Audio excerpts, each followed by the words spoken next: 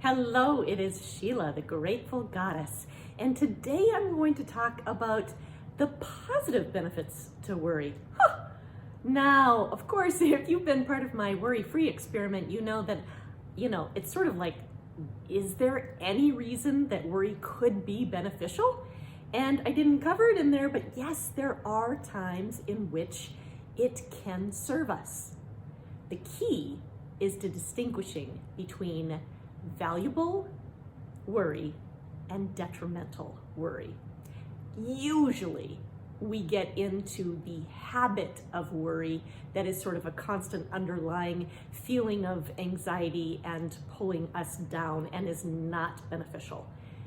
But here is how to distinguish between when it can be valuable. And that is when you ask yourself a couple of different questions. First question is it real? Like, what are the chances of this being likely to unfold? We end up, like, when we are living in the present moment, that is where the source of joy is. That's what we strive to live in the present moment, where we can live in full joy. And we get hung up when we think about the past and replay it over and over again in some form of regret, or we worry and have fear about the future, events that may or may not come to fruition. So when we live in the present, we're really enjoying life as best we can. So here's the deal. When you ask, is this real?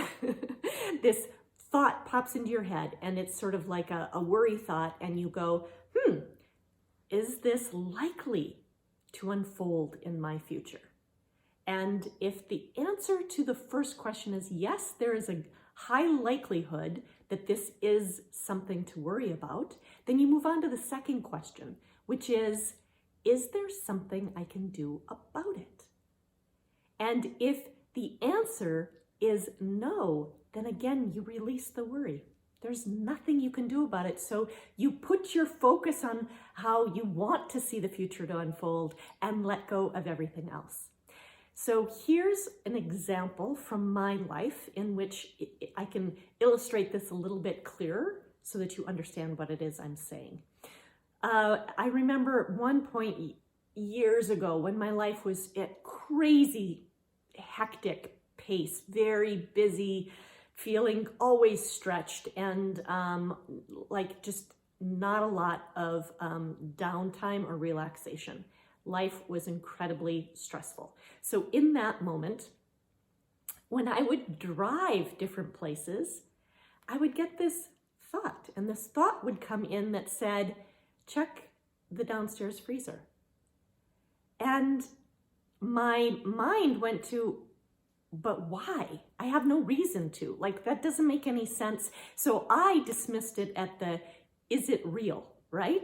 And I said, no, that's not legitimate. Now, had I been at home, it would not have been a big deal to check the downstairs freezer. So anyway, I kept dismissing this. And since my life was so busy that every time I got home, I was always in a frenzied state and never got the message when it could be of use to me. It was actually my intuition trying to give me a valuable insight. So question number 2, is there something I can do about it? Certainly. I can go check my downstairs freezer and put my intuition to rest.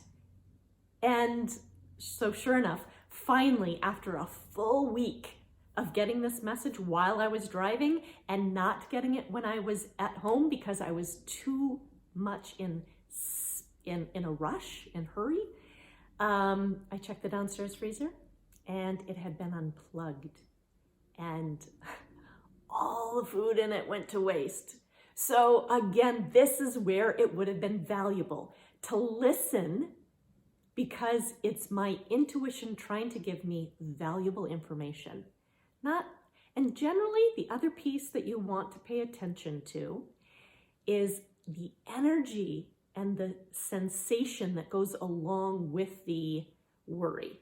So it wasn't like a panic It was just simply a calm, like check the downstairs freezer.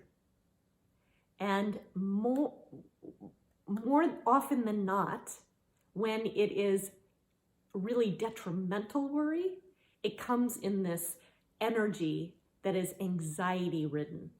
And generally speaking, nothing we can do about it. So that's when you need to release that and just focus on. So anyway, that's my tip for today, being able to give you some tools that you can use so that you can distinguish between valuable worry and detrimental worry.